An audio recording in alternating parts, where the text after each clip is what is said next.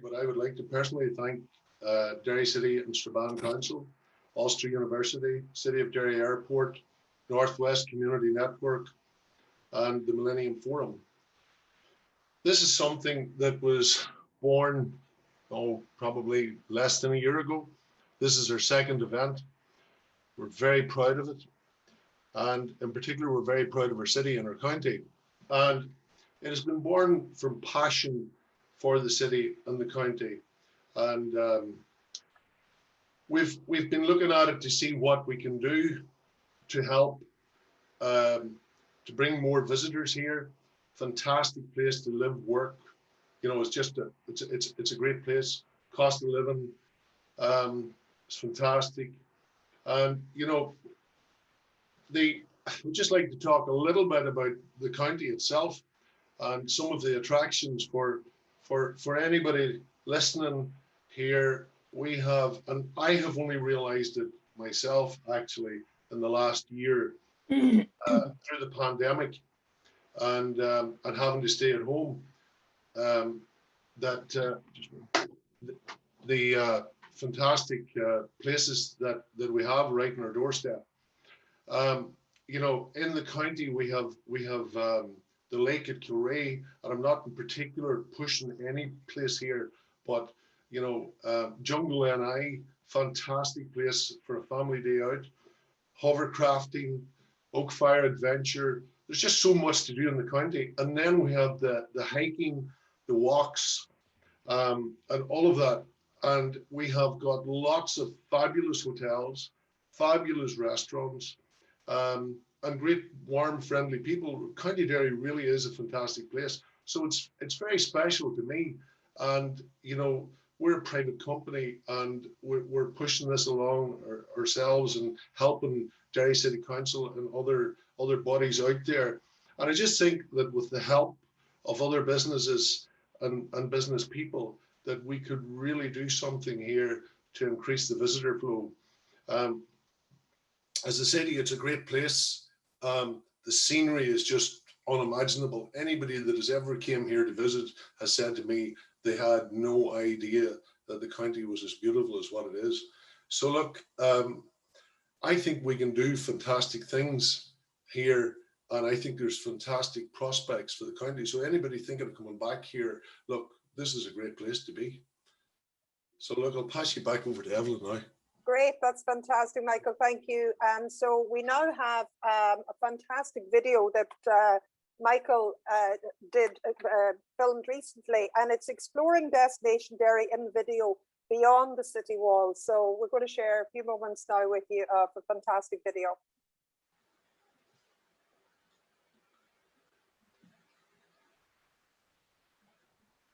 Bear with us, yeah, there we go.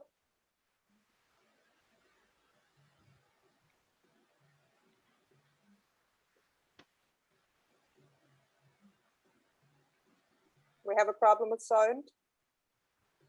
No. Sorry.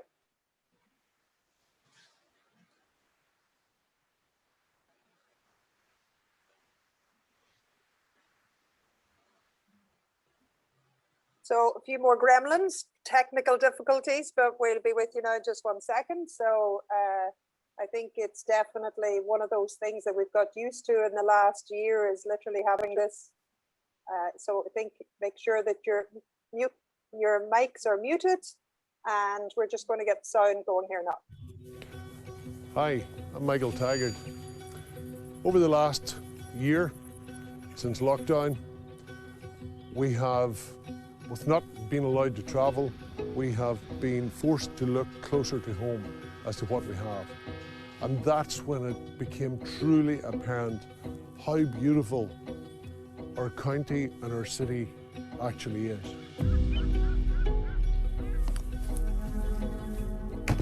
Adriana, we're going to the Roe Valley Country Park.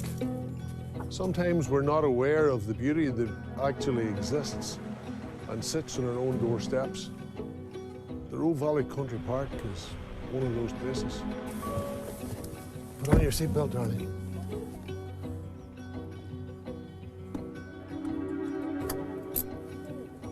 So not alone is the Roe Valley Country Park a good place to visit, you've got Benone Beach, Musadeen Temple, Benavina, fantastic places to walk. That's just a few. County Derry is just full of hidden treasures. Roe Valley Country Park offers a variety of routes along the riverside and through woodland. Combining legend with industrial and natural heritage, the park has great appeal. Musadeen Temple is a small circular building located on cliffs near Castle Rock in County Derry, high above the Atlantic Ocean on the northwestern coast of Northern Ireland. Perched on the cliffs overlooking downhill Strand, it was once possible to drive a carriage around the temple. However, coastal erosion has brought the edge closer to the building. Benavina is a mountain in County Derry, Northern Ireland. The plateau and steep cliffs extend for over 6 miles across the peninsula of McGilligan and dominate the skyline over the villages of Ballerina, Downhill, Castle Rock and Benone Beach. Benone Strand forms one of Ireland's longest beaches, a blue flag beach. It is popular throughout the year for a variety of outdoor activities and events with great views along the north coast to Inishowen and Donegal into Scotland. Gartmore Viewpoint. On a clear day, breathtaking views extend across to Donegal and the islands of Islay and Jura off the west coast of Scotland. A sculpture of Monaghan MacLure, a sea god originating from this area, can be viewed from this scenic viewpoint. It's so peaceful and scenic. It's very grounding. Just puts you in touch with, it's great for thinking. It's almost like a form of meditation. Off-road walks are available for these areas. The Destination Derry initiative is the story of celebrating Derry City and County as a great place to live, work, study and visit. With Derry's location in a beautiful scenic part of the world and warm, friendly, hospitable people, Derry offers a great work-life balance.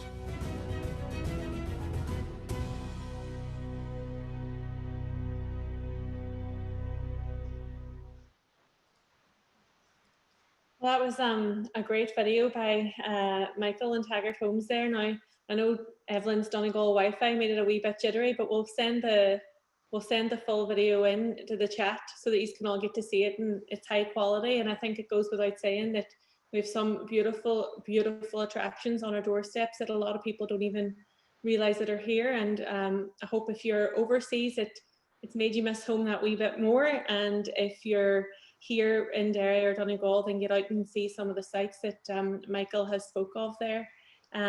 We have another video now coming up. The Mayor Brian Tierney of Derry and Strabane District Council, he couldn't be with us tonight, but he did send in a video with a message. So Noel's going to play that next.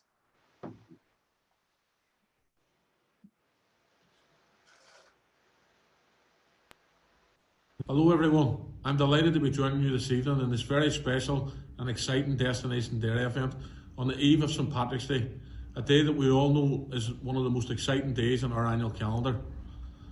This evening, Destination Derry, in association with many of our local partners, bring together people and extended family and friends from across the world, all connected by a shared love for our city and district. It's great to be involved in this unique celebration this evening with such a fantastic lineup of guests and entertainment. And it was also lovely to come together and reminisce on St Patrick's Days gone by and remember our culture and heritage that we all know and love so well. As the Mayor of Derry City and Strabane District Council, I want to take this opportunity to wish you all a very, very happy St Patrick's Day. This has been a really challenging time for everyone, and I can't even imagine how difficult it has been for all of those of you who have been living abroad and who haven't been able to come home and see your family and friends for quite some time. We are world renowned for our community spirit and our togetherness, and that has really helped us fight the COVID-19 battle. And we have all worked together by staying apart for the greater good of everyone. Please know that no matter where you are across the world, that you always will be part of our community, and we are really looking forward to welcoming you all home. St. Patrick's Day is a time where we all come together and celebrate all of the cultural heritage that we've all known and grown up with throughout our St. District. And I'm really looking forward in the future to working with Destination Derry and the exciting plans that they have as we move closer to a more normal society. For now, it has been great to be part of this fantastic event this evening, and I'm really hoping that you all have a really enjoyable time. And I want to take this opportunity once again to wish you all a very, very happy St. Patrick's Day.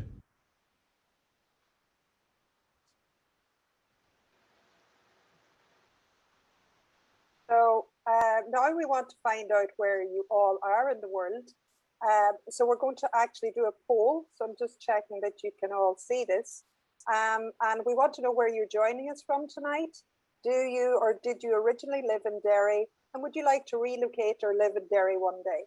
So I'm just about to launch the poll and give you a few moments to do it, and then we'll have a little bit of feedback of where you are. And so there we go. Just checking that that's working. Yeah, Orla, can you see that okay? Yeah, great. Okay.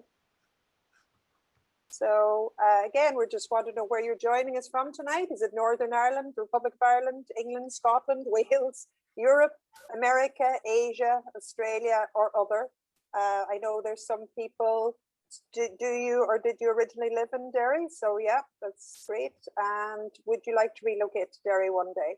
So that's great as well. So we're just literally, again, there are some people joining us all the time. So we're just conscious of that. But based on the numbers we have in at the moment, these are the feedback that we're getting. So we have a little bit of everything there. Welcome to our European friends, our American friends, Scottish, England. We have a bit of everybody. Nobody in from Wales.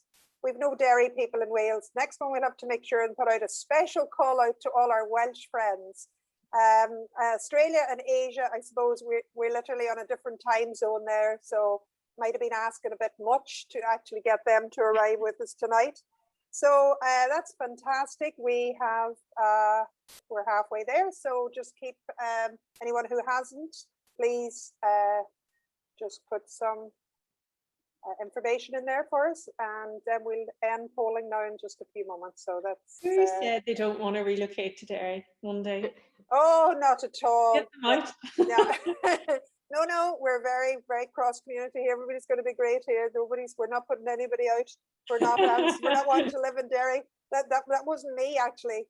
I think everybody's trying to get me to move to Derry. So that's great. We're just going to end the polling now and have a look at the results there. So I'm going to share the results with you. So the majority are from Northern Ireland, but we literally have everywhere else. And as I say, we've had quite a number of people that are still joining us, and we're delighted with that. And so we thank you all for that. So our next part of the evening is a musical performance with Derry Scallon, second-year student at Ulster University's Magee campus, studying Irish with music. Derry's love of the Irish language and music has seen her compete in festivals and events, and she's looking forward to performing in Derry again in the very near future. I'm sure she is looking forward to getting back out there. She's going to sing Courting is a Pleasure. And so Derry now will join us on the screen. So just bear with us now just a moment.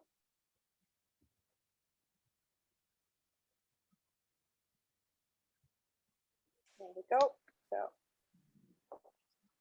Thank you, first of all, to Destination Derry for having me. It's so lovely now to have something to sing at live. I've done so many pre-recordings, so it's lovely to see everybody that's having a listen. I am going to sing a song called Courting is a Pleasure, and it is about a man who is in love with a lady, but unfortunately things don't go to plan. So. Going to Mass last Sunday, my love, she passed me by. I knew her mind was altered by the roving of her eye. I knew her mind was altered to a lad of higher degree. For it's Molly, lovely Molly, your looks have wounded me. Now courting is a pleasure between my love and I, and it's down in yonder valley I will meet her by and by. It's down in yonder valley, she is my heart's delight. And it's with you, lovely Molly, I would spend the broad daylight. I then took out a bottle and I held it in my hand, saying, raise your glass, dear Molly, our friendship is at an end.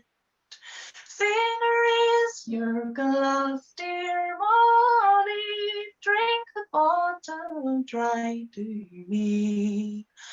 For there are 10 guineas wagered that married we ne'er shall be.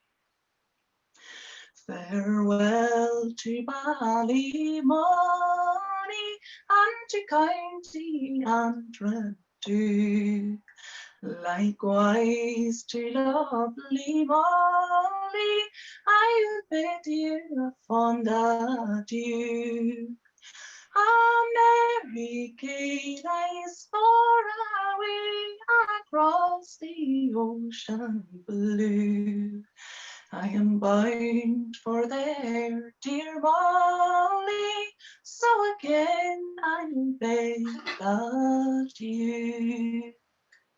Thank you very much. That was absolutely fantastic, Lovely. Dervla. Thank you so much. That was brilliant. And we want to thank as well Myra and the university for Ulster University for supporting our young artist here tonight. So that was fantastic. So now we're going to move on to welcome to the spotlight Rosalind Young from Derry City and Strabane District Council. And Rosalind is no stranger to Destination Derry. She spoke at our launch way back at the end of last year. And so what Rosalind's going to do tonight is give a brief insight into the current growth and development in the region. So don't be getting panicked. It's nothing heavy. This is going to tell you about all the great things that are going to be happening in Derry, all the great things, that developments that are happening, and about all the wonderful things that when you come to visit, come to live, relocate. So Rosalind, over to you. Thank you. Hi everybody. How is everybody? As Evan said, I work for Derry City and Strabane District Council. So part of my role is to kind of promote here to businesses, but also to attract back people to live here as well. So really excited about the opportunity this evening to talk to everybody. And as Evan said, it seems a long time since October, but at the same time, nothing much has changed. So we're just great to be able to connect with you virtually. So happy St. Patrick's Eve, and good evening, good afternoon, and possibly good morning maybe to some of you as well. So notwithstanding the kind of major challenges of COVID, I just wanted to kind of concentrate on some of the positives and some of the amazing things that are still happening in the city. So on the vaccination front, that things are going really well here, and just found out this morning that one of my daughters is going back to school next week. So some return to normality as well. So hopefully that'll continue as well. So, and our businesses are preparing for recovery, and we're actively supporting them to kind of adapt to what that new normal is. I think there's always been an enormous pride in this city, and for a long time we've talked about the city's potential. So now we have a plan, there's a strategic growth plan, and we have that ambition, and more importantly, we have the buy-in from all our stakeholders. So, and we're starting to see that investment now then, and that's coming down into the city. So what I kind of wanted to talk to you is just, when I have the opportunity this evening, is just to set out my top 10 things of what you need to know about what's happening. And just delighted to hear that so many of you are thinking about coming back, or just maybe after this evening, hopefully that might change your mind even more. So number one would be the City Deal, and if you're tapped into kind of the local media, you'll have heard about that already. But it is significant. It's the single biggest investment package we've seen from government into this city region, £250 million. So our priorities there are around innovation, digital, health, and that's going to really transform our city. And more importantly, it's going to deliver more jobs and more growth and more opportunities for people in the Northwest and those who want to return or relocate here. So what does it mean? It's going to bring additional 7,000 jobs with our partners, project partners, Ulster University, who are kind of taking a big role in the events this evening. It's creating the CIDRA, which is a Centre for Industrial Digitalisation, establishing CAR, which is Cognitive Research Analytics, Healthcare Innovation Research Project through Thrive. We're going to have Northern Ireland's first ever graduate medical school, and the first intake of that now is coming into the autumn. So that's going to really attract or tackle that kind of shortage of doctors in Northern Ireland. We're going to have a digital programme tackling connectivity. The Derry City riverfront, which is already beautiful and has already been transformed, will be even more spectacular when you next come back to visit over the next few years. That generation is going to be happening. We're going to redevelop the Strabane town centre and develop the walled city into a real world-class kind of destination experience. And that's part of a bigger plan, which is going to see over 3.4 billion investment and jobs into the city region over the next 10 to 15 years. So and we're already kind of starting to see some of those investments are underway, and hopefully when you do come back, there's more homes being built, there's more community facilities, we have a transport hub now in operation. That long awful road between Derry and Belfast is getting an upgrade, so hopefully when you next come back it'll be even quicker to get from Belfast Airport, or if you're coming in through City of Derry airports as well. So, and at Embryton we're building 60,000 square feet of grade A office space. So those are all amazing positive things, and it means opportunities for our whole community here. One of the biggest attractions here is our education system. We've like over 70 primary schools and 14 post-primary schools, top performing primary education system here. We regularly are consistently top performing in the UK. Class sizes are smaller than those you'd maybe find in England, and we deliver strong results. I suppose what has happened up until now is that we've lost so many of our young talent who maybe felt they've had to leave. A lot of my peers, I went to college in England but came back, so many of my friends and peers are now all over the world. So one of the kind of messages is that there actually is opportunities here. We're growing our third level education. Will be more places at Ulster University. So there is that option for young people to stay here, that they don't have to go away. Ulster University is like one of the top ranking, the top 3% universities in the world, and we've fantastic news that the School of Health Sciences is relocating to McGee as well. So those are all fantastic opportunities for our young people in the city, and not just our young people. So if you want to come back and you're thinking about reskilling or upskilling, those opportunities are here with some fantastic vocational as well as academic programs. We're also succeeding in attracting high caliber companies and high skilled jobs into the region. So we want to attract back our talent. We want to attract back those people like yourselves who are living, and maybe particularly now are thinking, you know, maybe is this the right time to move back? And is there that opportunity for me here? So yesterday, CETA, which is a Letterkenny based company, they announced the expansion of 55 jobs. So software engineers, test engineers. This morning, Payrock, a US company that we were working with, they have now just announced 75 remote jobs in Northern Ireland. Fintru is one of the fastest growing UK and European companies. They've set up in Belfast and in Derry. So they're just now recruiting for the 7th Northwest Skills Academy, and they've onboarded 200 people in COVID. So they're particularly doing really, really well. But we're also seeing some amazing success stories as well. So from our local homegrown companies, some of them maybe you've heard of already, like Learning Pool in MedTech, or in EdTech, sorry, Meta Compliance, cybersecurity, Elemental Software, social prescribing, and more recently Hypixel in terms of video gaming. So these are all local companies with the kind of global reach, and they're all currently hiring. In terms of the multinationals, the US remains our biggest investor. So one of the strong messages there is that those companies that do come in, they reinvest and they expand and they grow and they create more opportunities for people here. So we've seen that from DuPont through to Seagate and Allstate when they joined and set up in Derry and in Strabane over 20 years ago. So Seagate's now employing over 1,400 and they've invested over £1 billion in their facility here in the city. Allstate NI has 2 of their 3 operation locations in the northwest, and they're Northern Ireland's largest IT employer. And also, then we are one of the good things about where we are as well is that we're on that border. So less than 30 kilometers away, we have employers like Primerica, Zeus, and Optum Technologies. Some very strong, good, well-paid jobs, and they're all accessible from here. So our strengths lie in technology, financial services, business services, manufacturing, but we've also a very strong SME and micro business base. We've over 5,000 registered businesses here. So whether or not you want to start your business, relocate, or access to a job across a multitude of sectors, that there is the opportunity here. And particularly because of COVID, we're seeing here then just the opportunities for here as a remote working location.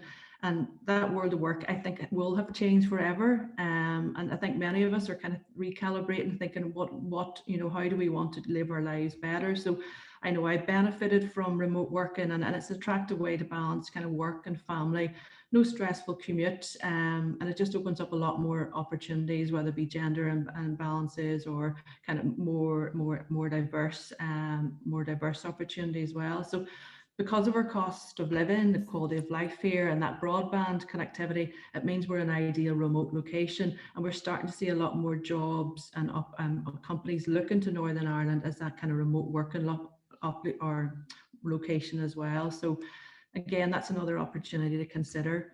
We're a very livable society and a very livable city, and I think COVID has kind of put the spotlight on that. People want to spend more time in the open and where the green space is, where there's space for walking and cycling. People don't want to be having to use cars. There's this whole idea now of 15-minute cities, and I suppose we've already been doing that. We're such a small, compact city already. And then because of, one of the things, because of that kind of access to green space, and you've seen that in the video, so some beautiful things that are on our doorstep here from Michael's video. And that's why we've ended up, like, we know we're a fantastic place to live, and we're kind of happy kind of people here, but that kind of was recognised then, and Northern Ireland been ranked the happiest to live in the UK. So that's another kind of positive. And as you know, if you haven't been back for a while or you're missing here, I suppose it is that quality of life and that kind of balance between work and life. So I know myself, I can be at the desk, and then hopefully when we do get back to some normality, I can be within half an hour, I can be in Lisfannon Beach, or I could be up in Gortin or whatever. All that is on our doorstep. And it's a safe place to live as well. And when we do get back to some normality, that kind of, the kind of music, the culture scene, we're a foodie destination. There's some fantastic places to eat in, and some fantastic restaurants and bars and things like that to go to as well. So one other point I just want to say is around connectivity, and this is a kind of virtual session this evening. It is so much more important to connect with friends and family. So that kind of broadband connectivity, and hopefully mine will last it out this evening. We've Project Kelvin, which kind of gives that kind of transatlantic cabling, which makes here a very accessible kind of place to work and to do business. And you've got City of Derry Airport later on this evening. So the fact that you have that regional airport on your doorstep as well means you can be anywhere really. Everything is accessible, and just hopefully we will get back to some normality soon. So in terms of cost of living, your wages and your disposable income do go a lot further here, whether that's the coffee, the grocery shop. And I've been saving a lot, I think, from working from home. So those coffees on the way to work must have been adding up a lot for me. In terms of average cost of a semi-detached house, it's just under 130,000. So Taggart Homes will keep me right on that. But again, those are very competitively priced housing compared to other kind of UK and Irish cities as well. So And the other point I was just going to, and haven't mentioned it, nobody's mentioned it so far, is the B word in terms of the whole Brexit scenario. And I suppose the majority of people, particularly us living in a cross border, didn't want or didn't vote for Brexit, but we have the agreement now, and we have the Northern Ireland Protocol, so it does give this region a particularly unique proposition. So there's massive opportunities for companies who want to set up and trade in Northern Ireland, because they get that access then to both, unfettered access for their goods to both GB, UK and the EU. So that in itself is such a lucrative market. And we have our unique cross-border partnership with Donegal. In fact, this afternoon we were pitching to Philadelphia and our friends and business colleagues there in terms of just what the opportunities are. So we have a strong global reach here, even though we can be seen as quite remote as well. And then I suppose the final point, just really, and for me, one of the biggest attributes and the biggest strengths for our city and our region is our people and our diaspora. And every one of you who's joined us this evening is an ambassador for our city. And every investment or reinvestment decision that's been taken by our companies here, it's always been to keep the people and the talent, the warmth, the friendliness and the welcoming nature that we have, and that strong sense of belonging and community. And the Mayor mentioned that, particularly in terms of COVID and the devastation that has had on our communities and how isolated some people have been, particularly. So anybody who wants to come, who hasn't been here before, who maybe wants to look at relocating, there is that strong sense of community, and anybody can be part of that. So that's really the kind of my top 10 reasons in terms of why you should consider coming back. And we also enjoy the crack more than anything, and I'm really looking forward to the rest of the programme this evening. So maybe you knew a lot of that already, or maybe it was just a gentle reminder of what this city and this region and its people can offer you. And if there's only one takeaway I can maybe say to you, is that just share that opportunity and talk to your friends, your family, your colleagues, your business connections, and we'd be welcome to anybody who wants to reach out to me as part of this, even just in the chat or connecting with you in the networking session earlier. So, and a massive congratulations really to the Destination Derry team. We were delighted to be working with you, and we look forward to continue to working with you as well. So have a lovely evening, everybody, and look forward to connecting with you. Thanks, Orla. That's great, Ross. That's fantastic. And you look so calm there, and nobody would believe that you were anxious or nervous. I believe, Orla, you have some questions come in. You answered a lot of them, Ross. Some of the questions that were coming in here, Brexit, whatever. So you were answering them as they were coming in, which is great.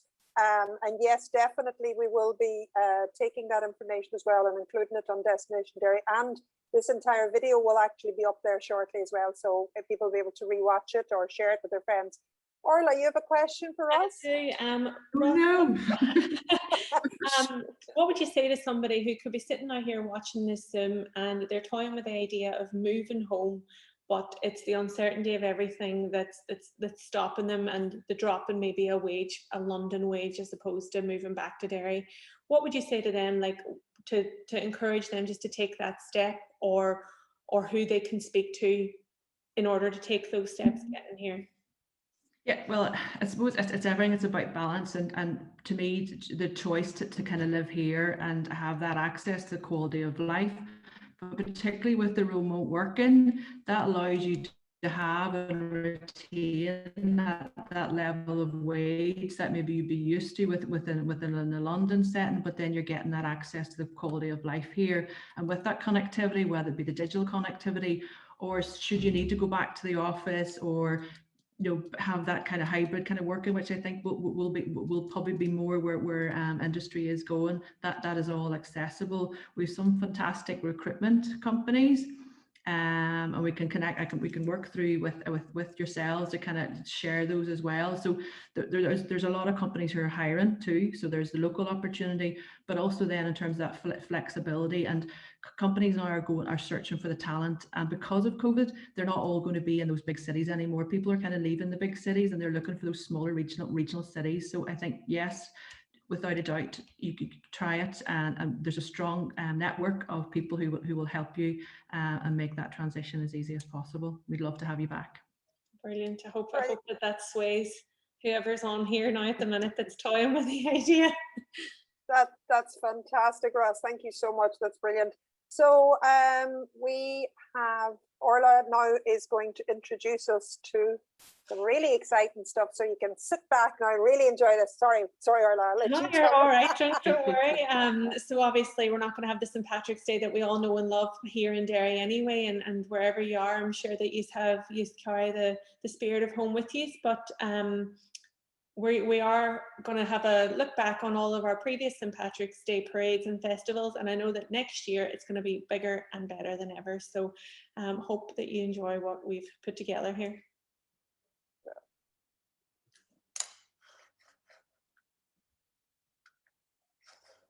So just, yeah, we're just waiting now on the sharing of the St. Patrick's Day parades, which is hopefully coming up soon. I had a question for Rosalind, while we're waiting, if you don't mind, or. Sure, yeah, we could just pause that. Yeah, sorry, yeah. So I work for a company, Interstate Hotels and Resorts. We have about we have 277 hotel rooms in Derry. We've got 2 hotels there. And I was just seeing what her kind of rebound plan is for tourism in the area, if that's an appropriate question for now. We're all kind of rebound planning at the moment, so I just wanted to get our understanding. Okay, Rosalind, are you okay with that question now? Yeah, sure, Louise. This was my understanding, particularly now as we start to hopefully see some opening up, that'll be very much probably the domestic market first. And I think that's very much what Visit Derry and Tourism and I are planning for. So the GB and the All Island staycation. And in terms of the city itself, there's a strong program of recovery and revitalization. So we're open up street space and streetscapes so that there'll be a more open place for visitors to feel kind of safe when they're moving and walking around the city as well. So our hospitality industry are gearing up for opening as well. And I think obviously your industry has been particularly and the most devastatingly affected, and we've been supporting and working with the industry very closely to make sure that they're in a position to reopen. I think probably it will be another year before we see the kind of international travel and a wee bit further before we actually see complete recovery. Great, that's lovely. And I think we have our St. Patrick's Day parades now, so I think these are the only ones we're going to get this year. So can we just have that shared now on screen? No, thank you.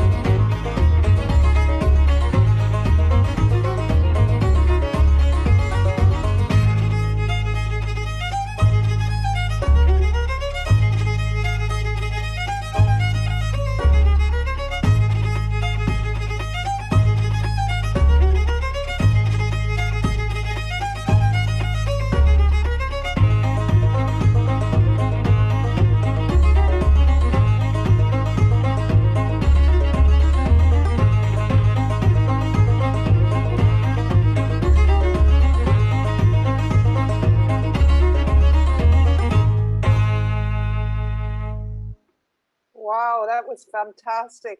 Absolutely brilliant. I think that's given us a great sense of excitement as to what's coming up for next St. Patrick's Day. Definitely making me feel sad for tomorrow and what's not there. Absolutely. So yeah, so we're going to now welcome our guest speaker who has joined us all the way from New York. And our guest speaker, Robert O'Dowd, Ulster University graduate alumni. and Director of Growth Strategy at Notable, a boutique marketing consultancy in New York. And throughout his 10 years living in New York City, Robert has worked in partnership with major entertainment brands such as Marvel, the NFL, NBA, Sony Music, and Adidas to design and publish licensed consumer apps. Today, Rob works with clients to help develop their customer engagement and retention strategies. And he joins us tonight to share his journey and deliver insights on being one of the many diaspora who balance pursuing careers abroad while maintaining their connection to home. So you're very welcome to join us, and we can't wait to hear your story. Hi, Evelyn. Thanks very much for that lovely introduction, and it's great to meet you all tonight and see some familiar faces as well. And thank you again just for the invitation to join and participate. It's fantastic to hear about some of the tremendous work in the Derry and Strabane area, and to remember fondly so many St. Patrick's Days in and around the city with that terrific video. Definitely adds a element of homesickness going into tomorrow. But yeah, delighted to just kind of briefly share a little bit about my time in Derry and in New York, and how it came to be that my wife and I settled here. And really, I track a lot of my kind of personal growth or development right back to my time at the University of Ulster, and those years in Derry as being tremendously formative to everything I've tried to put into my own career and my own growth. So I studied a degree at the Foyle Arts campus in University of Ulster Magee in design and communication. And from there, as Rosalind mentioned before, just the quality of education was top notch. And I had the benefit of just really receiving best in class industry standards in terms of training and the breadth of the curriculum that was offered there. So that was really a terrific space for me to grow. I think what was also tremendous about that particular program, it was very, as many of the courses at the Magee campus are, it was very self-directed. So I felt like that was something that kind of set me up or primed me for my journey as a professional. Sorry, you may hear some of the colorful sounds of the city behind me. So hopefully it doesn't last too long. But also then following graduation, I had the really good fortune of getting my first opportunity in the workplace with Anto Hutton, who is then a professor in the design faculty. And Anto was then and is now a great entrepreneur and innovator in the digital space. He was very close to all things digital Derry, and really developing that kind of hub and community of digital innovators. And he was really very active, and his company, I Spy Effects, which is still based in Derry today, was very active in the then burgeoning mobile app market. So that was my direct experience coming out of university. And again, was a great place for me to develop and hone those really, industry leading skills at the time. And that's really what kind of primed me then to be able to make the move and transition into New York, where, my first opportunities in the city were a direct extension of that. I was, really just building upon the foundations that I had gained at, I Spy Effects, that software development company, and then using all of the exposure to various skill sets that I gained at the university in, my first roles here in the city, working with some of those brands, as Evelyn mentioned. But also, aside from just the kind of professional development, I just remember, and we've seen some of the amazing highlights and heard about some of the great work that's being done in the region of the Northwest in general. I just remember in my years, kind of growing up in Derry and the surrounding area, how it really just punched above its weight, especially, you know, in terms of like the level of cultural engagement that was happening at any given time. You know, we were fortunate to, you know, be there when there was this whole push for the City of Culture bid. So it seemed like every other week there was another festival, whether it was a film festival, a Flacciol, the Turner Prize, you know, even the guitar festivals that were held summerly at the university itself. So many of our friends were constantly active in one arena or the other of performing arts, or involved with the Nerve Center in Derry. So there were just so many outlets to take advantage of, and really kind of your imagination was your limit in terms of like what you wanted to get involved in. And, you know, so many of our peers have gone on to like pursue those interests, not only here in the US, but of course, you know, across the globe. So that was just a tremendous kind of like moments to be a part of or to live through in Derry. And it's just incredibly exciting to see what is now on the kind of forefront of the Derry Strabane city deal. And it's only just kind of bodes for more promising things to come, and especially for folks like myself who maybe are now like developing a view of how and when, you know, I may wish to like try and like relocate back home to Derry or maintain any kind of like bi-Atlantic presence. And, you know, I think one thing that, as Rosalind mentioned, seeing as COVID has presented so many restrictions upon us all, but it's also created so many opportunities, given that like the kind of working paradigm has, you know, so fundamentally been shifted. You know, we get to see the amazing work that organizations do out here in the city on behalf of, you know, Ireland and Northern Ireland, in terms of like the Ireland Funds, the Northern Ireland Bureau.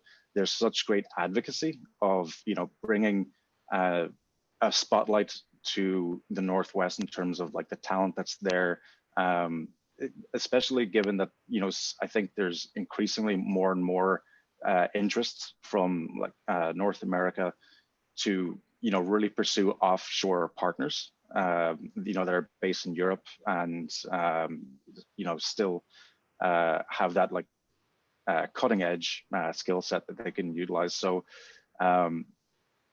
now that not only teams are being dispersed offshore and on the island of Ireland, but then the fact that, you know, that can extend to anywhere you want to live and, you know, relocate yourself in a remote capacity, you know, I think that presents just so many more opportunities for people to kind of come back, but stay connected at the same time.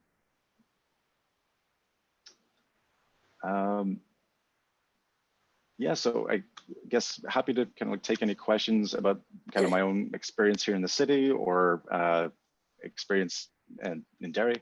Great, Rob, that was fantastic. And I know that Orla has some questions for you, but just before that, I just want to, you know, we're here now in this moment of technology pre St. Patrick's Eve. I mean, it's, you know, it's surreal. This is normally what we would not be doing on the eve of St. Patrick's Day throughout the world. How important do you think going forward is this technology, and in terms of networking, you know, this global networking online? How valuable is that? And, you know, we know the downsides of it, but how valuable is it going forward? And how much is it part of your world in terms of being a diaspora abroad? That's such a great question. And, you know, networking is such a huge component of, you know, really just kind of, you know, getting your foot in the door here in the city. And again, now that everything is kind of been digitized or it's virtual, that's another barrier that I think, you know, is being broken down. You know, my own experience and, you know, friends of ours here in the city, it's very tough to, really kind of get attention, you know, if you're trying to do like cold outreach from Ireland, let's say to New York, if that's, you know, a move that you're hoping to make. To up to this point, it's really been quite necessary to be on the ground, be in the room, be at events and meet people. And it is such a differentiator. It's not to say that it's not what you know, it's who you know, but just the power of a recommendation here really expedites, you know, that connectivity of, you know, creating new opportunities. And it's a crucial part of, you know, kind of anyone's professional progression, certainly in New York. So the fact that now these rooms can be entered from Derry, from wherever you might be in the island of Ireland, I think that just creates, you know, new avenues of introductions and exposure. And, you know, as being Irish, one of our greatest assets is our network that we just have kind of naturally. And I think it's one that we underutilize or don't think of it as being an actual tool or asset. You know, I think we're often very shy to kind of put our hand up and say, hey, would you know anyone? You know, but you know, I think we can be a little bit more brass at times, and you know, people are only too willing to help make that connection. And sometimes all it can take is one, whether that's for like a new job opportunity, or maybe if someone's looking for, you know, a team to partner or collaborate with, you know, back home in Ireland. Oh, that's fantastic. Orla, you have a question for us? Yeah, hi Rob. So I lived in New York myself, but everyone I worked with was Irish. Everyone in the office was Irish. And I'm just wondering, how do you feel that your education from back here has set you apart from your American counterparts in the office? Is there a difference? Is there something that's made you more, giving you an edge? Terrific question again. Yeah, I've had the opposite experience in that I've only ever been the sole Irish person, you know, in a company that I've worked at here. So, you know, I get to wear the token badge pretty proudly. I would say again that, you know, if in the States and New York, as you may have kind of seen, sometimes if there's like an American university or title that already has like an association for having a specialty in one way or another, like sometimes that already can, like, you know, move a resume in like a certain direction. So, you know, for me, there was a little bit more of a blank slate in terms of, you know, as I was first presenting myself to employers. But I think what was unique about how we were kind of like trained in the Foil Arts building was, again, that like self-directed, self-starter type of sink or swim, you know, training, in that you had to conduct yourself kind of as a professional as you were still studying, as you would like a freelance or a contractor in any case. So I think it made us much more autonomous, and I want to say capable out of the gate. Whereas here, there's still very much like an internship culture of, you know, training on the job. Maybe it can take longer before you get to like demonstrate a lot of autonomy or responsibility. But I feel like the education that we had at Ulster University really let us go out of the gates swinging, if that makes sense. Yeah, that's perfect. Thanks. Great, that's fantastic. Thank you so much. That was really great. And we hope that you'll be able to stay around with us until the end, and where we're doing our breakout rooms and some good old fashioned networking, but online. Well, that's fantastic. Thank you so much for that. So our My pleasure. Great, thank you so much. Thank you. Our next event of the night is with Moya Sweeney. And Moya it's a musical performance, and I'm just going to make Moya.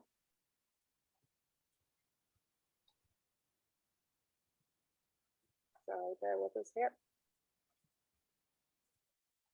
There we go. Hey Maya, how you doing? Sorry about that. We're glitchy tonight. I think it's St. Patrick's. I think we're sort of in bank holiday mood in the middle of the week, and it's in a pandemic, and I don't know what's going on. I think, being honest, it's the first time in a year that my Wi-Fi went down totally. So anybody who's just joined us, my Wi-Fi went in the first 3 minutes. So I am working off a mobile here. So I keep hoping it just won't go at any minute. So before we hear Moya, I want to introduce Moya Sweeney, a musical performance with Moya, final year student at McGee studying music. She's also a tutor at Academy Ceol, Derry, and regularly performs sessions and gigs throughout the city. Moya will perform a set of reels, skidoo, and torrid romance, which sounds fascinating. So we look forward to hearing that. Take it away. Yes, thanks so much to Destination Derry for hosting such a brilliant event. It's so great to feel like you're in the same room with people again, even though I'm sitting here in my living room. So yeah, as Evan was saying, I'm just gonna play a set of reels for y'all, and I hope you enjoy it. Oh, done that.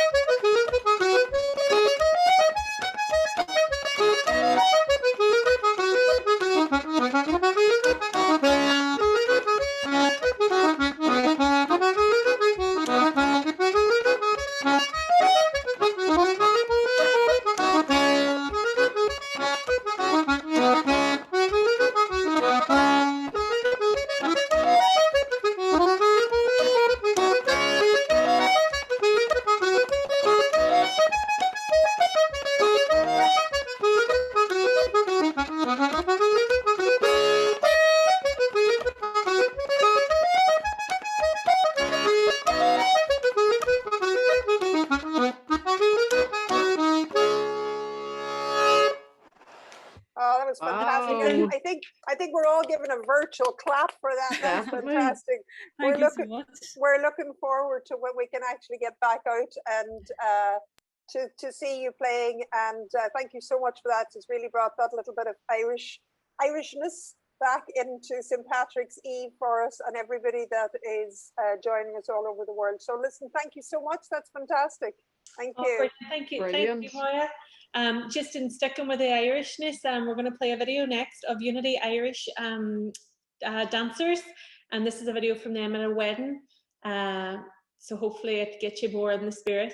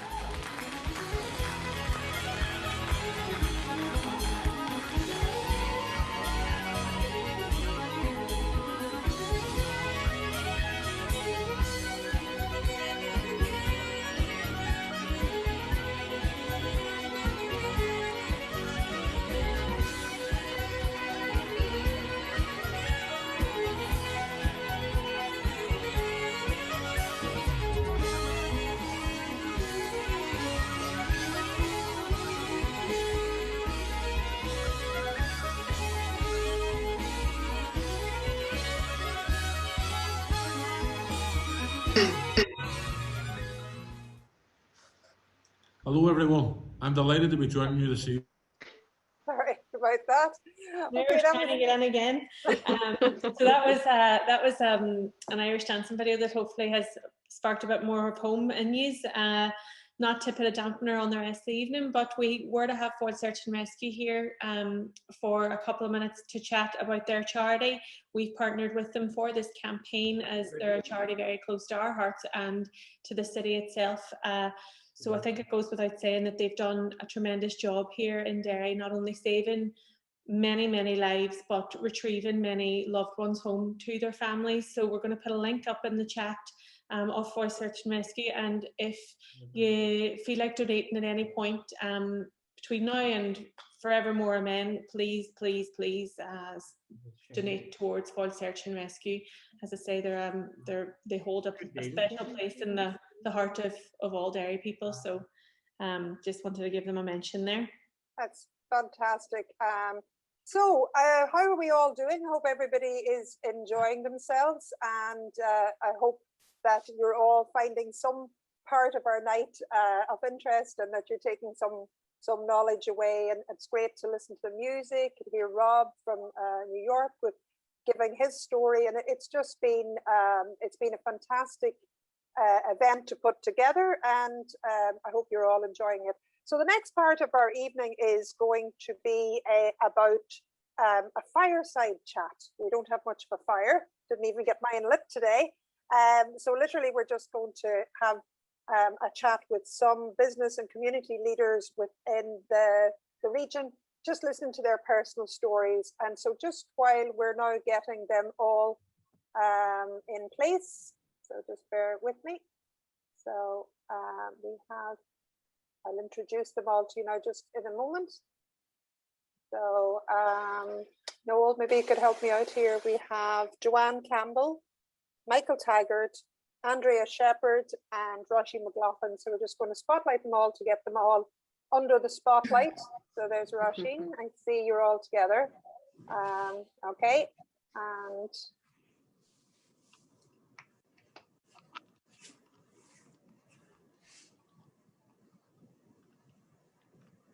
okay, so Andrea, where are you?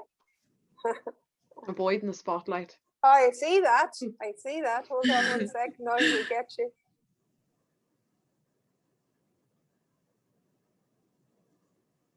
And there's Andrea. Very good. And who are you missing now? So we are missing Joanne Campbell. She's hiding now, honestly, is she?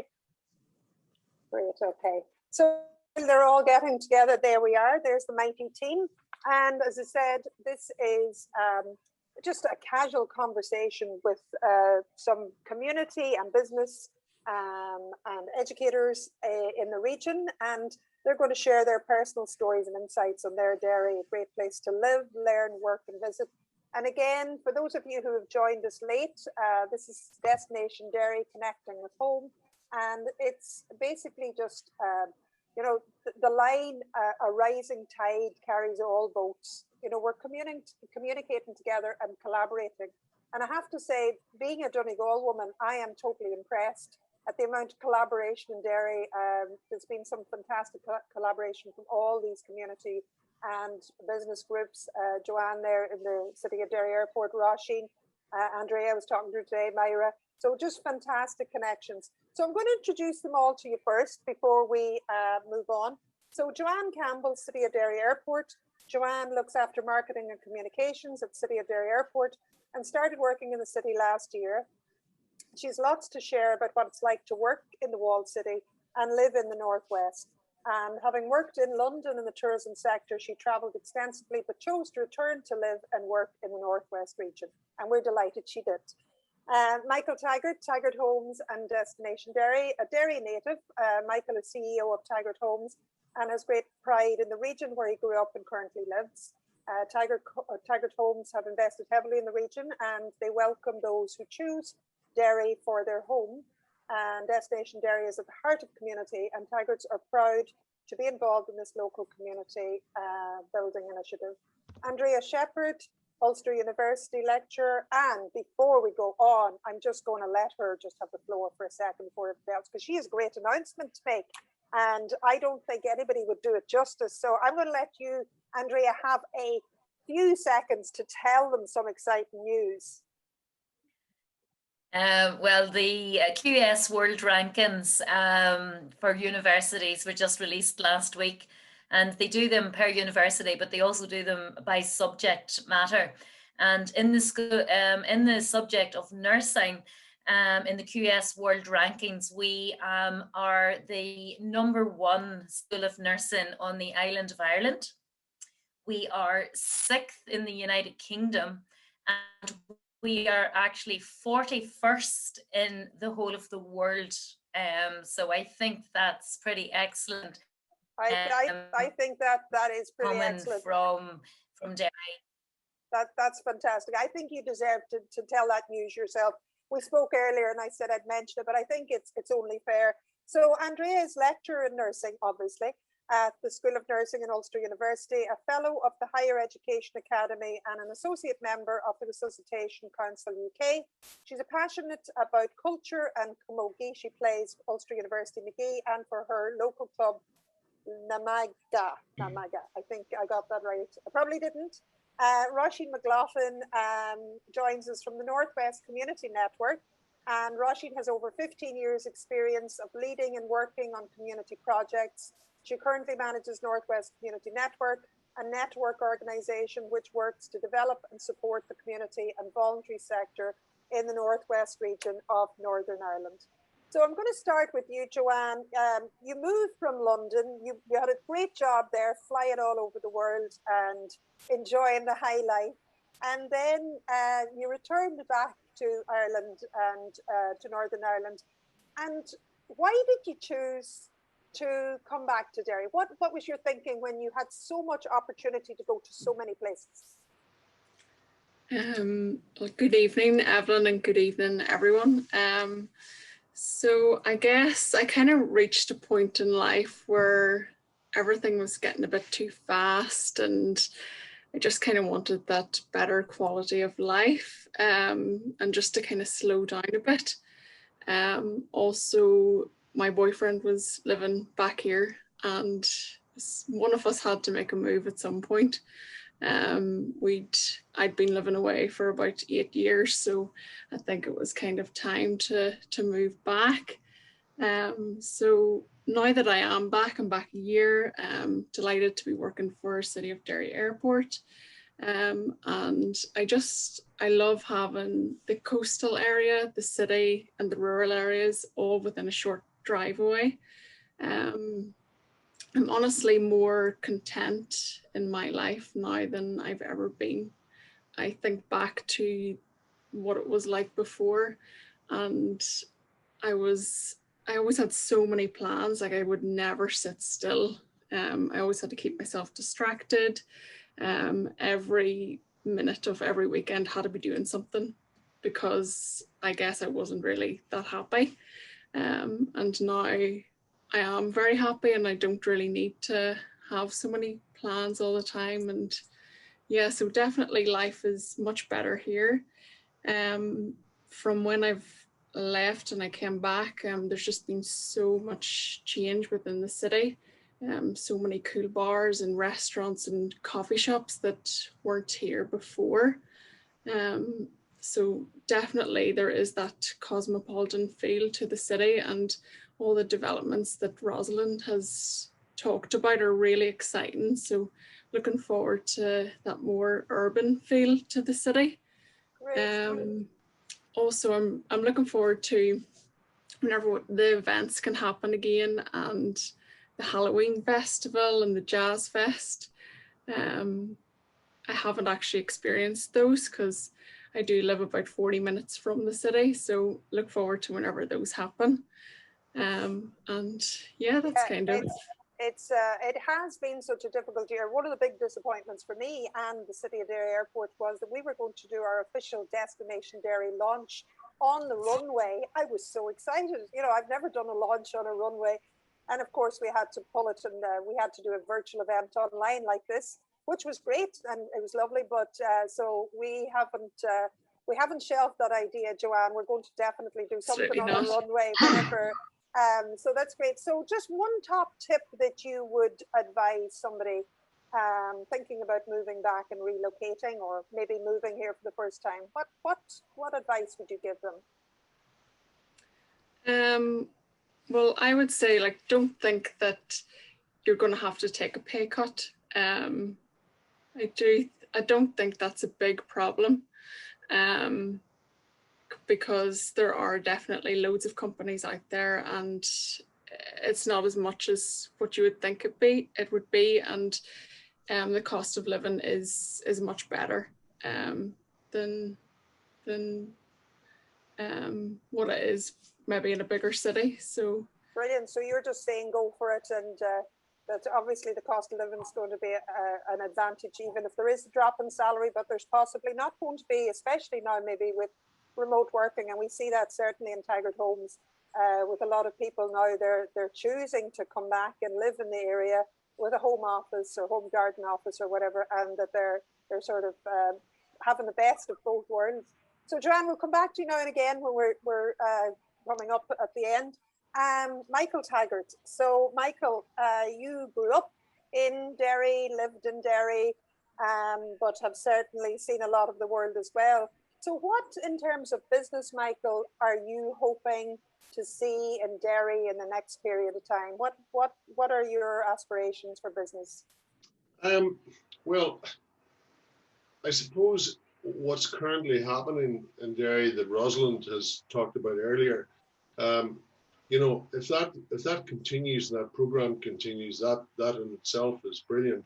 I suppose there's other things that I would like to see happening, and you know, one of them would be, I think with the new road now from Derry to Belfast, there's an opportunity to maybe develop the port further.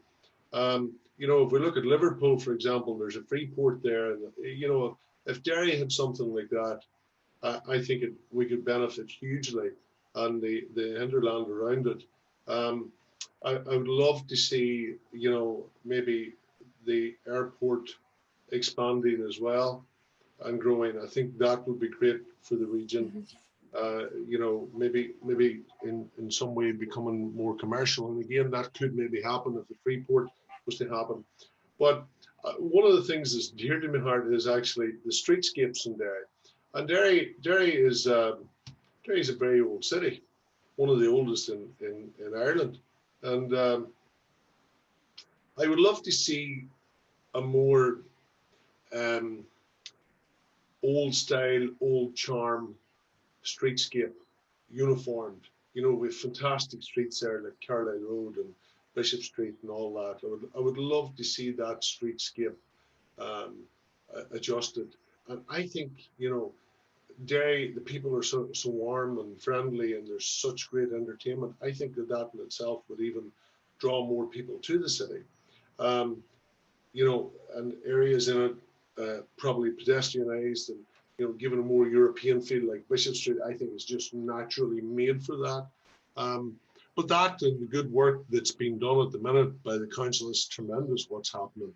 And I'd just love to see all that continuing and assisting and doing what we are doing to help to bring more visitors to the area.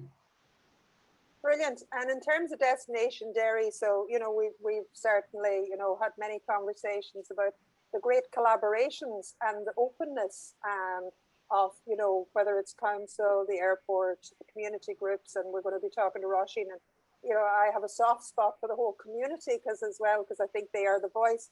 But, you know, I know it's something that's very important to you and to Destination Derry, is that continued collaboration. Oh, it definitely is. I mean, as I said earlier, we are extremely keen to help and do and put something back into the city and back into the county again. And for me personally, you know, I suppose it's a bit of a challenge for me sometimes.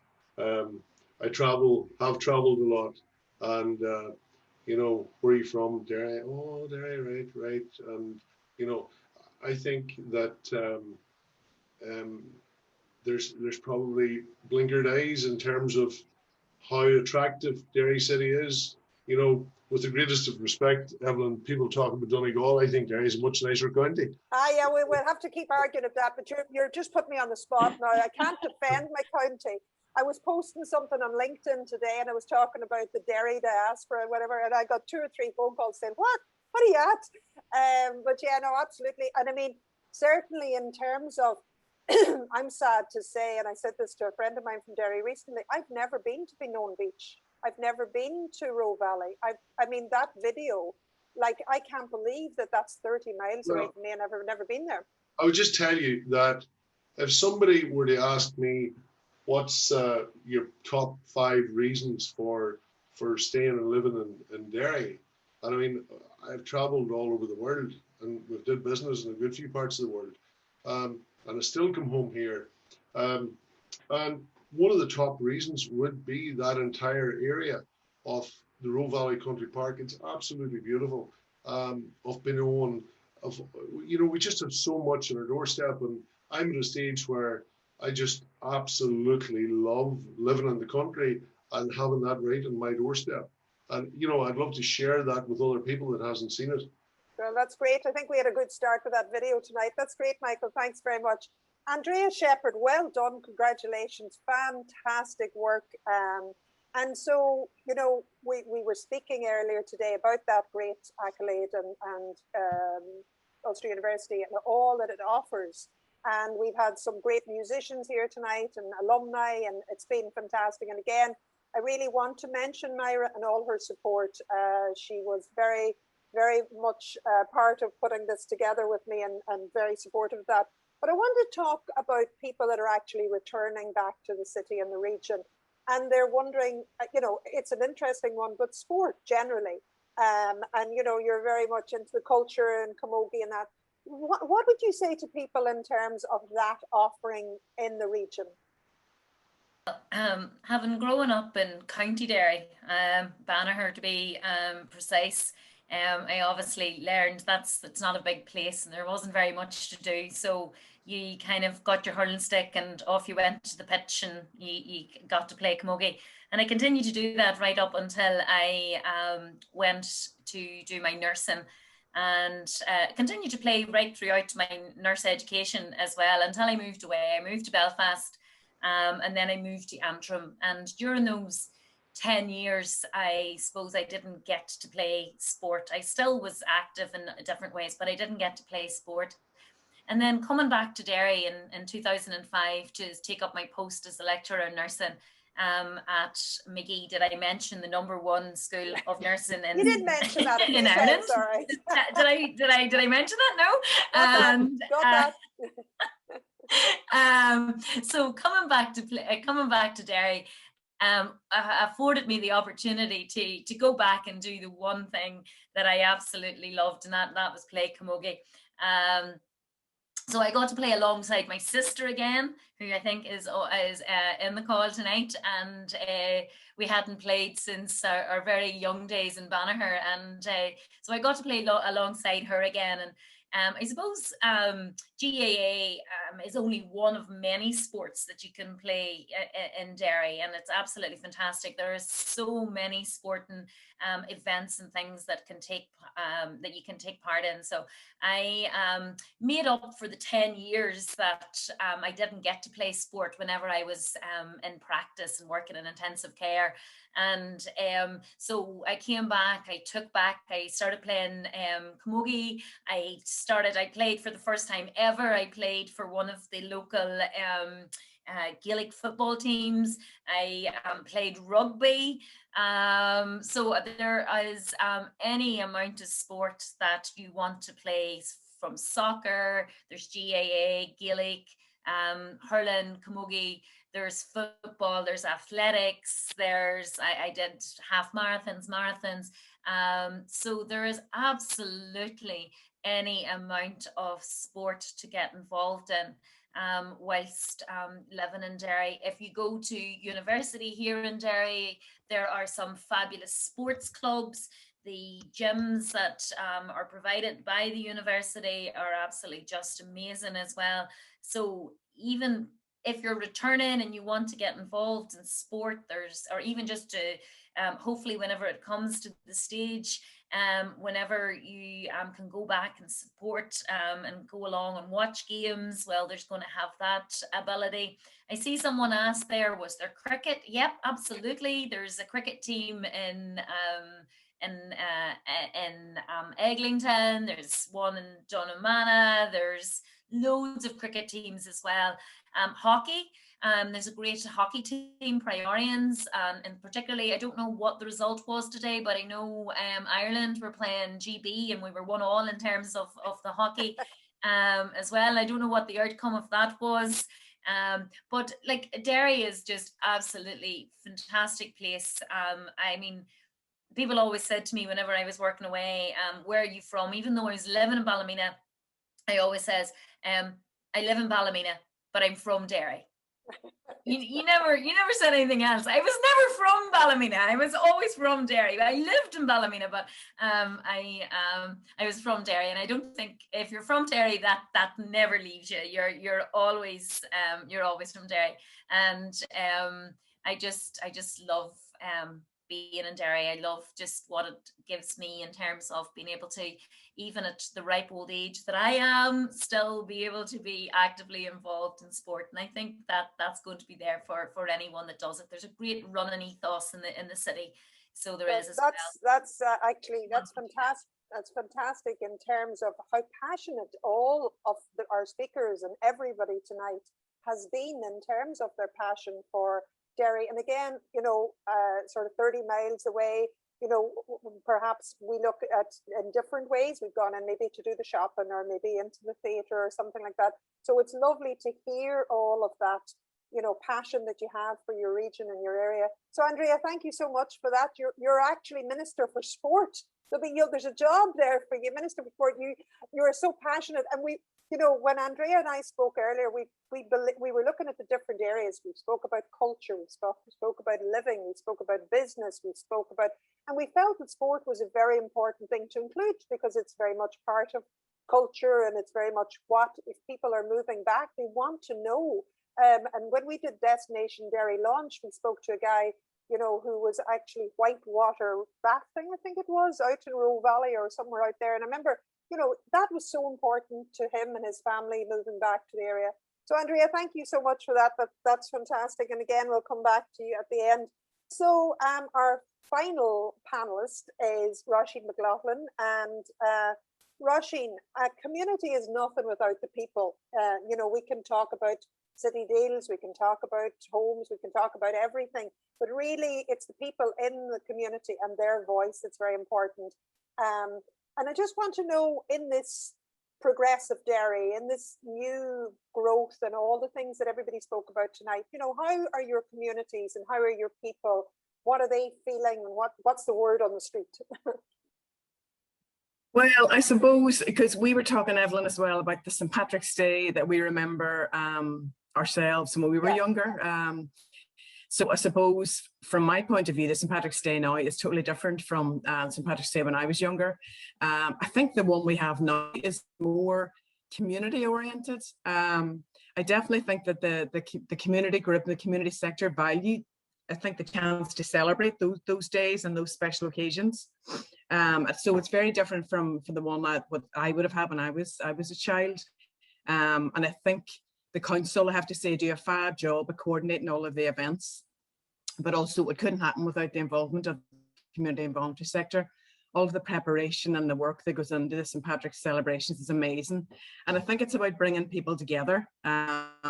So we have the St. Patrick's Day parade, in particular, all the groups that get involved in that have the chance to bring their community together, and they get involved in making the costumes and the choreographing, as we saw in the video, and choreographing dance routines. So it creates a sense of belonging. And I think it's not just for the groups here, but my ethnic groups, community groups here too. And I think as a city, we always do the events well. There's a warm and friendly welcome, and I think the mayor mentioned that in his video earlier as well. It's about the community spirit, so we should be very proud of the city. I think it's not just the St. Patrick's Day, but it's all the celebrations, the jazz festival and the Halloween celebrations that we have as well. And I think we're good at enjoying the celebration days, and hopefully we'll get to enjoy them together in person next year. But I think from the community sector, that element and that importance of being connected, it's become so important, particularly over the last year, and that sense of community has become so important too. And I think the role of the sector is needed more than ever now that we come out of COVID. We're going to miss the St. Patrick's Day that we've come to know, but we can look forward hopefully to the St. Patrick's Day next year when we can hopefully all come together. I mean, my own memories of St. Patrick's Day were always good ones. And it was about, you had to wear something green, you had to wear shamrocks, and you were also, if you were off sweets for Lent, you were allowed to eat them on St. Patrick's Day. So that was always the big highlight. I don't know if that was everybody's rule, but it's definitely my family. We're going to come back to our other three panelists, and you better be thinking about your best St. Patrick's Days, because we're going to ask you now in a minute, so you're not getting off the hook. And I note that Roisin and Michael are like twins with their green jumpers. Yeah, green jumpers. Mine's green here somewhere too. So yeah, but you're right, Roisin. And you know, as children, with the ribbons in our hairs and all the, you know, so our culture is very much intertwined, north, south, regardless of where the diaspora in the world. I'm sure there'll be many a person wearing green tomorrow. So yeah, so in terms of the community, it is definitely a common thread. And hopefully we'll get the sense of coming together for real next St. Patrick's Day. So we'll have the real sense of community hopefully next year. Brilliant, fantastic. So Joanne, I'm going to come back to you. Thanks, Roisin. I'm going to come back to you now and just to sort of put you on the spot. This wasn't really prepared. Was what are your memories of St. Patrick's Day growing up, or what was, you know, have you been abroad for any St. Patrick's Day? Was that different, or was there anything? I suppose just when you're thinking about that, I'll actually just briefly, I remember many years ago, our first child, we were living in Manchester, and, you know, we actually went sort of to the other end of town to the Irish Centre to Mass in Irish, wearing our green jumpers, you know, like maybe it's that whole sense of when you're away from home, there's that real importance to be with the group of people, the Irishness that maybe when we're at home, we don't. So I think it's something we're very proud of as a culture. Yeah, absolutely. I think whenever I was away, absolutely loved St. Patrick's Day and just talking to every single randomer in the box, asking them where they're from, where you're from, and we're all great friends by the end of it. So yeah, that was probably my best St. Patrick's Day. Have to be away, actually, to be honest. So we've taken Joanne, we've transported Joanne to a pub somewhere, a club, and she's just thinking, oh God, I wish I was going there now tonight. So that's great, Joanne. Thank you. Michael, your St. Patrick's Day memories. Oh, I've had a few. Clubbing in Derry. yeah, I've had a few of them. I was just thinking about it there. Probably one of the best St. Patrick's Days was probably in Dublin, to be quite honest. Temple Bar, you know, just a really good vibe and all of that. But I've had a few here as well, a few good ones. And yeah, pretty much that's, I would say the Dublin one was probably the best, you know. Good, great. Andrea, what's your top St. Patrick's Day? Like Roisin, when you were a child, you looked forward to getting the sweeties on Paddy's Day because you knew that was the one day during Lent that you were allowed to eat them. And like that, you were always dressed in green. But you used to always love, I just remember as in childhood, just thinking about Feeney Accordion Band. And Feeney Accordion Band would have been getting warmed up to go in the parade, and everybody came out because they would have marched up and down the main street of Feeney before they got on the bus to go to the parade.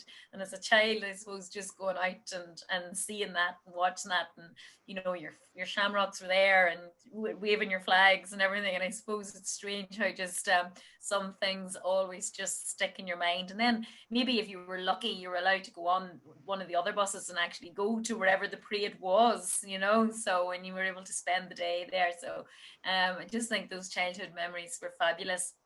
And obviously I worked many St. Patrick's Day, so I didn't celebrate them obviously whenever you were in practice.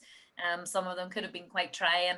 I worked in intensive care, so there was St. Patrick's Day was just like any other day in some occasions. So when you had the ability to celebrate, it was lovely to be able to go to go to the parades, and particularly when I moved back to Derry, going up the town, my nieces and nephews would have been on the floats and things, and seeing them, and there's just so many fabulous memories as well.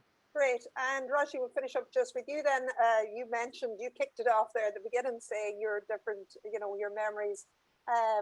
So what about the community tomorrow? What will they feel, or what will they be doing? I suppose it will be a different St. Patrick's Day, but the way I've been thinking about it is maybe it's more about this year will be more about sort of the smaller families, if you know what I mean, being in their houses celebrating rather than being out in the streets celebrating. So maybe there's some good things about that as well. But yeah, I think we've missed the community groups coming together to design their costumes and get ready for the parade. So some communities and some families may miss that, but hopefully we'll be able to make up for it next year. Definitely. And as Rob said earlier on, when we spoke about that at length, the difference that what has COVID done, okay, so we're certainly, able now to communicate with one another at this level with the amount of people from all over the world. That has to be fantastic, so long as that we can revert back into person to person as well. So Louise Merrill, I'm not sure where Louise is joining us from. Maybe if you put in the chat where you joined. She said, for me, it's all about the parade and the shamrock and the coat. It's so sad we cannot celebrate together this year. Is what we all have, as we have done, coming together to celebrate our amazing atmosphere, culture and people. And again, that is something, I suppose we'll wrap up in terms of this.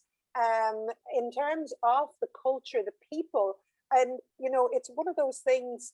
When I started going into Derry, into meetings with the Taggart team, one of the things that we spoke about at length in terms of Destination Derry, and when we were working on this project, was the people, and it very much is something I've found as well. And of course, Donegal as well, I have to say. And generally, Irish people, we're all friendly and warm, and there is a great sense of what Joanne's talking there about connecting with people and asking. It is. And Rob mentioned it. It's the initial network that we have. It's like, oh, where are you from? I have a German friend, and she said that the Irish people keep going until they get a connection that somebody, then they trust you, until it's like the most vaguest, connection. Oh, my sister's brother, whatever, went to school with her when, whatever. And as soon as we've got that connection, there's a trust there, which is fantastic. So I want to say thank you to 4 great panelists. You're all brilliant. And we're now going to actually move on in a moment to Carla Fulton, Carla is a graduate with Ulster University and an intern with us in Taggart Homes. And she's been working exclusively on Destination Derry. And she has wrote a poem especially for Destination Derry, connecting with home tonight. So we're very proud of that. And we're going to give the floor to her now in a minute. But just before that, again, I want to mention destinationderry.com, the website. We would love for you to visit it. If you have a business, please register your business on it. It's free. It's not going to cost you anything at all. Now, whenever maybe your business isn't open, maybe now is the time to do that, when you have a little bit of time in your hands. If you're thinking about relocating, moving back, or even if you're a local, visit the site, because there's some great information on it. We welcome your stories. We want to tell your story. Certainly we will be telling that great story about number 1 nursing, and in terms of the communities, and you never know, we might get an exclusive from Joanne on that St. Patrick's night. There might be a story in there, Joanne, you want to share with us? So basically, we're on all social medias, and our website is destinationderry.com, and you can check that out in the chat. So we're going to now go back to Carla, and we're going to put her on the spotlight. Any questions? Sorry, before we just move on, Orla, do we have any questions there for our panelists? No, you've answered them all of you. I know, this is the thing. Orla was suddenly, when Rosalind was speaking and Rob was speaking, you know, she was sending me a message saying, you know, they've answered all the questions, which is fantastic. So I suppose really what's going to happen now is that we are going to hear Carla's poem, and then we're going to do some networking. So don't anybody panic or rush off. Basically what happens is it's breakout rooms, which literally you will appear in a room with just 4 or 5 people. And it's a great way to make a connection and network. And who knows what collaboration will come from that. You could end up with your neighbor down the street that you haven't seen for a year, or you could end up with somebody that is here from further afield. So then after about 10 minutes or so of that, we'll come back in again and we'll set you on your way then to enjoy a fantastic St. Patrick's Day tomorrow. And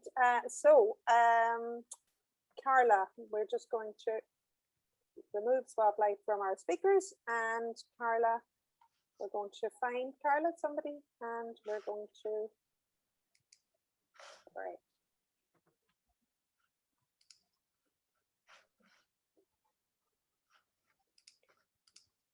Ah, there she is. She's hiding on me. You got me. Yeah, I got you. There we go. Spotlight.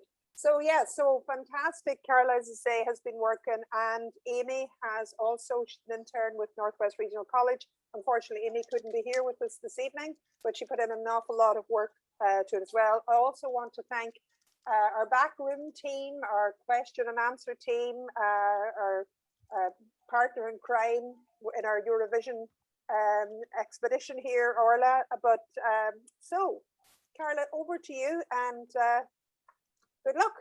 Yeah, so this is a wee poem that I've written about Derry, and specifically sort of the last year and everything that we've been going through. And it's just called When That Day Comes. The bustling streets filled with conversation, from the Richmond centre to the railway station, always a buzz, never quiet, as we walked the streets of Derry.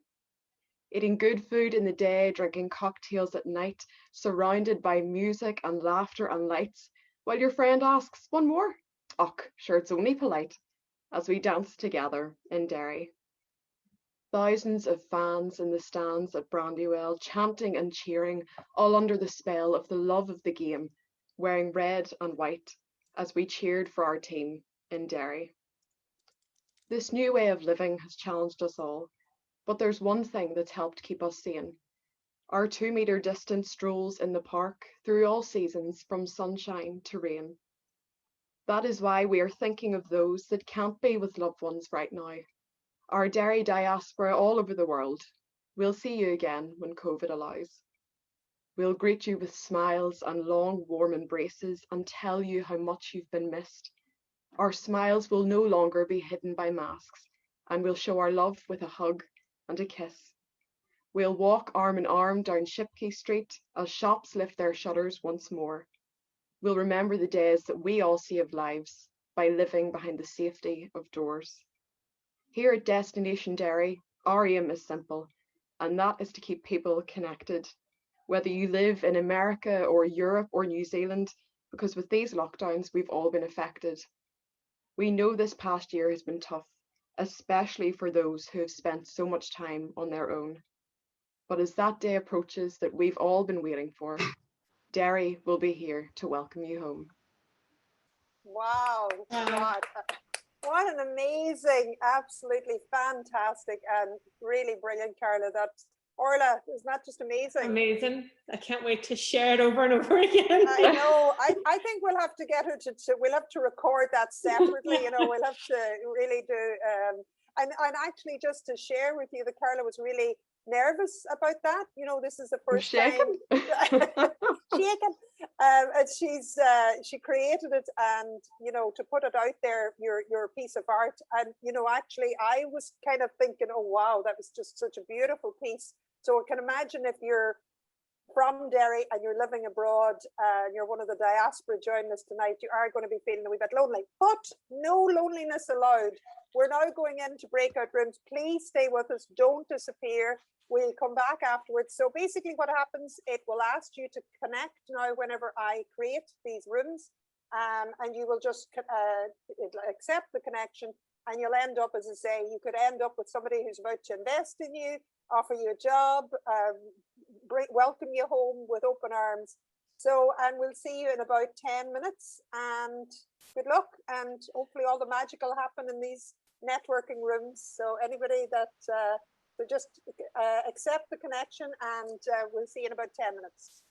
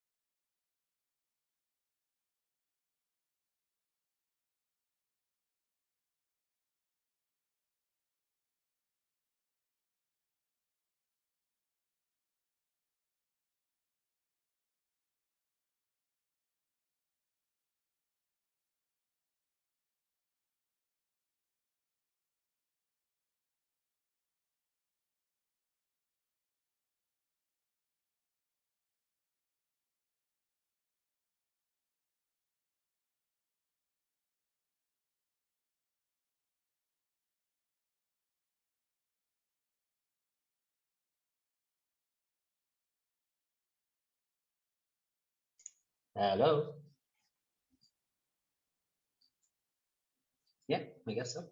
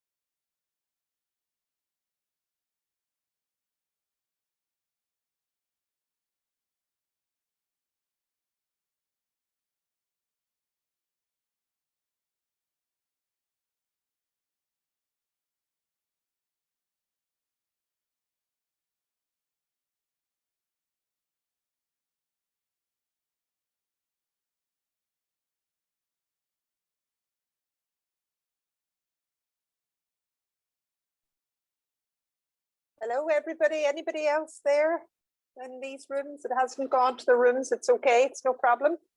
And those of you who are gone to the rooms, that's grand.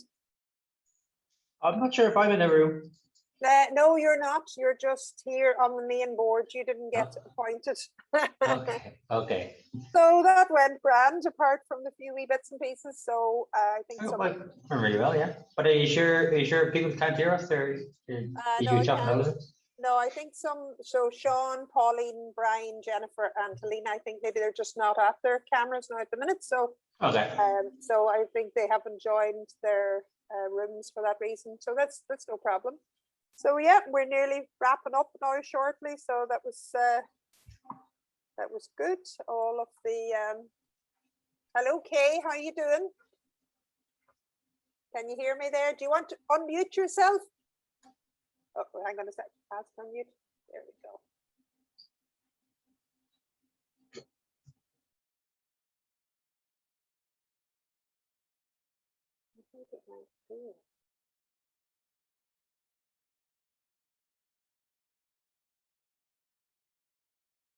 Hello, Josephine. How are you doing? Do you want to unmute yourself there? Actually, no, will you unmute Josephine and Kay? I think Noel's going to unmute you there. I can't. You can only. Yeah, there you go. Yeah. Hi, Josephine. How are you doing? Fine, thank you. Good. Where are you joining us from? From Derry. Oh, very good. Did you enjoy it? Yeah, very good. Good. Yeah. We had. Hi, Aileen. How are you doing? Hello, Evelyn. Nice to meet you. Yeah, you too. Where are you joining us from, Aileen? I'm down in Ballyrunning here, County Derry. Ah, very good. Did you enjoy the night? I did, surely. Yeah, it was great to hear everything. And yeah, it's we had a few technical difficulties in the beginning, but thankfully everything's settled down. I know, no, they happen too. Yeah. So, but no, it was there was some lovely mix of different things between the music and the Irish dance, and it's always nice to have the wee bit of something going on. So that was good. So yeah, and some great speakers and great information. Definitely, it definitely was. Great growth. So you're Derry County, is that right? Yeah, originally from Blahy, but we've been living in Ballyrunning now for about 3 years. I've just got married there, so I'm 3 months married. Ah, very good. In lockdown. Gosh. We went ahead with the original date, and you know what? We're glad we did. Yeah. My wee granny passed away about a month ago there, so you know she was we were very close, and I stayed with her, you know, every Thursday night. So it meant a lot that, you know, of all the memories, we went out to the house after the wedding and that, you know, because 95, so she was. So what age? 95. 95. Wow. Fantastic. That's great. So yeah, and I mean, it's that kind of thing. It's those kind of memories that are important, you know, to it is, you know, it is, and that's why we were so glad we just went with the original date, and we didn't postpone now, because I doubt there'll be any big weddings again this year, you know. I don't know. Well, I think Northern Ireland, like as I say, you probably heard me say I'm Donegal, but Northern Ireland, you have a date at least for coming out of it. So I think I don't know when we're ever going to be out of it. You know. All the schools back now next Monday, is it? Yeah, yeah. So it's great. Aileen, I'm going to leave you because I want to keep an eye on these rooms here. That's all right, yes. So they'll all be back out again very shortly, so that's great. No,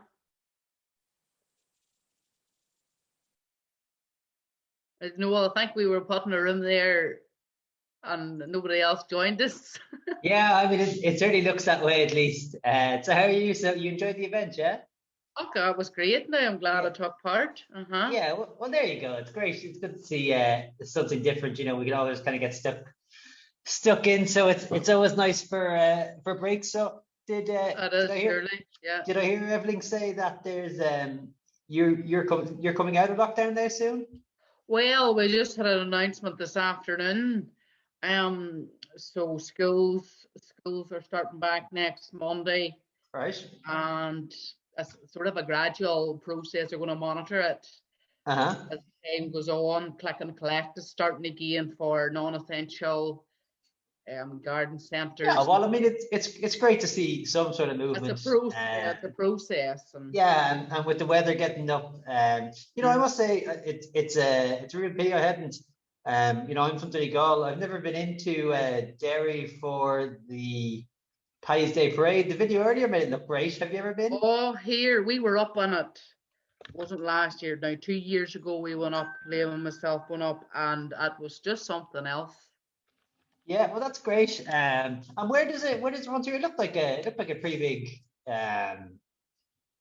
big setup as well. It runs, you know, the big parade and the costumes and the music and us. And you know what? It was so packed. I think, you know, that was only 2 years ago, and all the doors had to be closed, you know, all the different places, because there's that many. Like, you know, if you're not in, you're not getting in. That's great. So that's excellent. And how far are you from Derry City then? Oh, well, I'm on between I work in Belfast, you see, I work for the Irish News. Okay, so very I'm good. currently working from home. I'm halfway between, All about right. what, 40 minutes from Jeez, Derry, 40 minutes from Belfast. You must be happy saving the commute then. Oh, you know? you're right. Yeah, I mean that's a decent daily commute. And do you go in every day? It is. Oh, I'd be left here at 7:30, and you know, with the traffic and on the Belfast in the morning, thank God I'm on the outskirts, you know, on Donegal Yeah. Street. So now you get a bit of a lie-in. So it'd be tough for you. Would you? Yeah, that's that. I don't know myself. Yeah. Are I you don't looking know if forward to going back? I'll be able to cope. Would you like to go back to the office, or are you happy now? Have you adjusted well? Okay, I must the whole social interaction, seeing all the colleagues and that. There's you know, a good few of us on there, like, but you just think the change as well, you know, is never going to be the same. Yeah, it's hard to believe it's a full year now. We actually had our lockdown in Ireland start just this day last year, and the 16th. So the day just before Paddy's Day, and so I mean, it certainly seems a lot longer. You know, it certainly seems a lot longer. Yes, and you live in Donegal then? No, I lived in Dublin, but I'm actually quite lucky. Myself and my partner Tara moved to Portugal a couple of months ago, so we've a bit sunnier. So we're remote workers now. So it certainly is nicer having a bit of nicer weather. So it's I'm sure it is 20 degrees today, so that always certainly helps, you know. Definitely. What part of Portugal are you in? We're down in Lagos in the south. Yeah, so tomorrow, you know, no Paddy's Day parade, but we'll make our own little celebration tomorrow. Where you are, sure you can make it your own. Exactly, yeah, exactly. That's great. You got to go out there then. There was no. We were very lucky. Yeah, we got out just before. I don't know. I presume it's the same up the north. Now they start there's fines for going to the airport and stuff like that. You know, if you're not meant to. So we got out just in time. And I mean, it just for us, you know, we were both working remotely. Our apartment lease kind of was coming to an end, and you know, as I'm sure, you know, Dublin's very expensive. Yes, I do. I've cousins there, and terribly expensive to work. To live. So, we just thought we'd kind of seize it as an opportunity to kind of go abroad. Well, do we try? It's quite funny as well, because obviously whenever Ireland had the highest kind of cases of COVID, and then we left, and then Portugal had the highest cases. So you know, is that right? So they have it more under control now. So, but I mean, certainly it's just nice, you know. It's nice to have Portugal's lovely. We've been a few times now. The last place we went to was Albufeira. Oh, that's actually where we were for the start of it. Yeah, very nice. Oh, was lovely beaches. Very nice. There was no one there. I mean, when we were in Albufeira, they said that normally this time of year, you know, around kind of winter, occupancy would still be around, you know, 50%. And at the minute, it was less than 5. You know, so we basically had just nobody there. You know, that would have been weird. Now, all right, you're used to seeing so many people around, and exactly. Stay there for a lot of years, or what? No, so we'll stay here for another few months anyways, until stuff gets sorted out at home, and see what we can do. What we can do then. Although we can't even go back now, because obviously no. Yeah, obviously it's closed off, so we just have to stay over here. So, but I mean, I'm okay with that. You're not complaining with that, sunshine. Exactly, yeah, exactly. Oh, I think we're back into the main room. There we go. It was a great chatting to you, Eileen. All the best. No, I'll wish you all the luck now. Cheers. Thanks a lot. Great. So we're all arriving back here. So we're just waiting for everybody to join us. So we're just going to ask you in the meantime if you want to put any thoughts or your thoughts on tonight in the chat box there. That would be great. We'll be sending out a feedback form within the next week or so, just so that you can give us an idea of how we can improve on our next event. Destination Derry has great plans over the next period of time to continue gathering great stories. Storytelling is a great Irish tradition, and we want to sort of keep that going within Destination Derry, and also collaborating with any groups or organizations, and we welcome that with any ideas that we can partner with. Again, we want to thank all of you that have supported and helped us tonight, all our partners. It really was invaluable, the support that we got. To Rob, to our musicians, to Ross, to our backroom team, to Taggart's for powering such an event as Destination Derry, to my partner in crime, Orla, to Myra, to everyone. Thank you all so much. So St. Patrick's Day is, well, it's a little bit off. I think now we'll go and have a wee drink to get it kicked off. So I want to thank you all very much. We want you to visit, obviously, destinationderry.com. And we want to thank you for coming. And Derry is a great place to live, work, learn, and visit. And we appreciate you all coming along tonight. So thank you so much, and happy St. Patrick's Day. And until our next event, thank you and good night. Thank you. Bye. Bye. No, bye. Happy St. Patrick's Day. Happy St. Patrick's Day to you all too. Thanks for that. Bye-bye. No problem. Bye-bye. Thank you. Well done, Carla. Brilliant. Thank you. Bye. Thank you very much. No problem. Andrea, thanks very much and congratulations. Thank you very much. Bye to all of you. Thank Take you. care. Bye. Thanks a million.